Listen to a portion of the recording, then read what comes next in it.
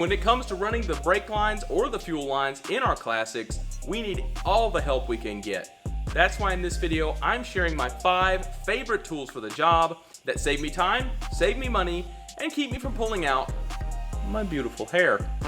Let's get right into it with the first tool. Now, I'm not going to keep you in suspense today. If you take anything away from this video, this is probably the most important, and it is a good quality flaring tool. A good quality flaring tool is a must buy in my opinion. This particular tool has been in this shop for over a decade, and it is a lifesaver. I cannot stress enough how much I love this tool. I don't remember exactly what they're called, but I always called them turret styles because they have this spinnable dial that you use to set your flares, and normally it's a 2-step process, and they'll usually do single, double, or bubble flares depending on what you need. I will link all of these tools below, but this one comes with a special note. Unfortunately, this one has been in the shop forever, and I don't even know exactly what brand it is. I'm pretty sure they don't make this exact unit anymore. So instead, I just went online and found the closest, best reviewed replica that I could find, and they're pretty reasonably priced. In my opinion, this is your best bet. The handheld units are still worth having around your shop. If you are in a tight spot and you can't remove the line to use it in this tool, because this tool has to be chucked in a vise. My problem with the handheld units is, honestly, they're a little bit more difficult to use. They're more inconsistent because it does require more skill. Anybody can flare with this particular tool. It is so simple. My only tech tip for you would be to grease the dies with some sort of grease. It helps release the brake line once you're done. The next step up would of course be a hydraulic flaring tool, which is the best of both worlds because it's portable, but I don't have one of those, so I can't really tell you which one would be best. The second tool on our list is almost as important as the first, and that is a good quality bender. Now, a good quality bender is going to save you a lot of headaches, especially when you get into the larger, stiffer steel lines. It makes running those a lot easier. And I've tried quite a few, but my absolute favorite is the Imperial tool 470FH. Now, this tool is made to bend anything from 3/8 to 3/16 line. You will see that the smallest shoe is marked 1/4 inch, but even on Imperial's website, they tell you it bends 3/16. It just bends it in the 1/4 inch shoe. That's the way I do it. I have not had a problem yet. I have used this as my primary bender now for several years, and I have not needed nor wanted another one. Now, this tool is made in the USA. You know, that's worth quite a bit of money to me. You cannot beat a US made product. Now, they do make another version of this tool that's a little bit cheaper in price point, but doesn't have the flip out handle. I don't know the part number. I'll link it below though. I haven't tried that one. I will say that for the price difference, I'll take the swivel handle every single time, because even though you don't need it that often, when you need it, you will be so grateful that it's there. Another tech tip is to use some sort of grease on your shoes. Lately, I've been using wheel bearing grease. It's something I rarely do, and honestly forgot how big of a difference it made.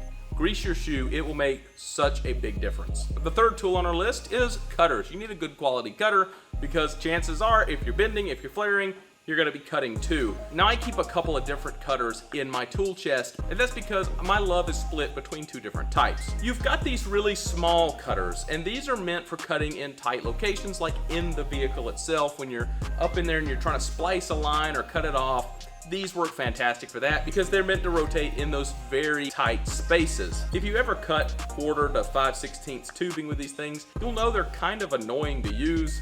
I don't really like them for that, and so typically I'll only use these if I have to get in a tight space. I actually use a really heavy duty cutter 90% of the time. Now, Ridgid claims this tool will cut everything from 3/16 up to 1 1/8, and it will, but I want to make a note that 3/16 line, in my opinion, is a little small for this tool. It doesn't quite cut as quickly as, say, 1/4 inch and up will.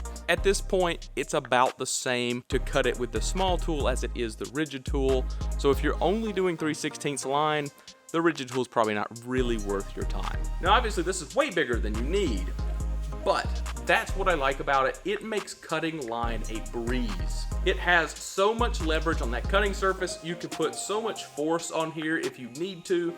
It cuts very fast, very efficient, and it leaves a nice surface finish once you get used to it. And the reason I say that is because you can easily crush a tube with this. It is just so much stronger than the traditional cutters. It will just squish the tubing if you get too rambunctious. That is what I like about it. You just barely have to put any pressure, spin it, and it'll pop right off, and you'll have yourself a clean cut very quickly.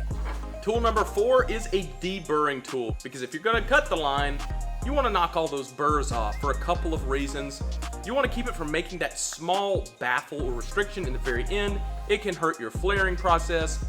It can also leave tiny little fragments that could travel through your line and throughout the system in question. A deburring tool is a good piece to have in your shop for all kinds of uses. I have this one from General Tool, and this one goes all the way up to 3/4 inch line. I've never had to have anything bigger than that.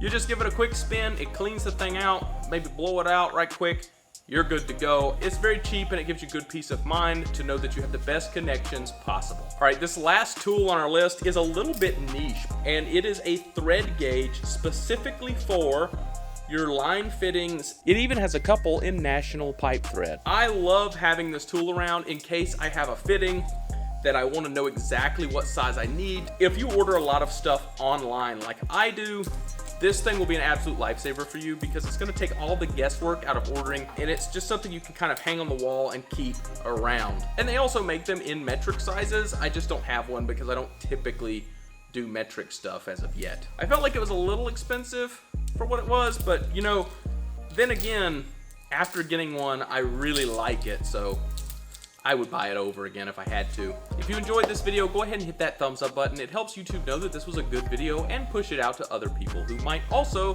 find it useful.